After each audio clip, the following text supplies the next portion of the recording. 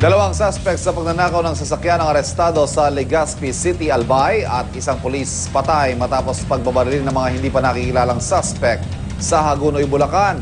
Narito ang Ratchada Probinsya.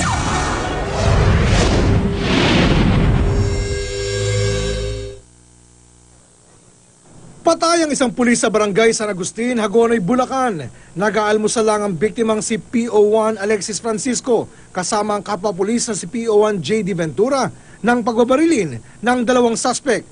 Dead on the spot si Francisco habang sugatan si Ventura. Kwento ng nakaligtas sa pulis, tinangka niyang barilin ang gunman pero naunahan siya. Mabilis naman tumakas sa mga suspect sakay ng dalawang motor.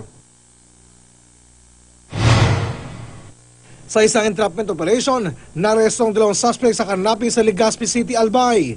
Nabawi mula sa mga suspect na sina Emmanuel Medina at Jomel Calagos ang 7 motorsiklo at mga baril. Naniniwala ang mga pulis na nakaw ang mga naturang motorsiklo na karamihan ay walang plaka. Dahil sa pagkakaresto, naniniwala ang pulisya na mababawasan ang insidente ng karnaping sa lungsod. Bumagsak na sa kulungan ang ika-9 na most wanted list ng San Luis, Batangas.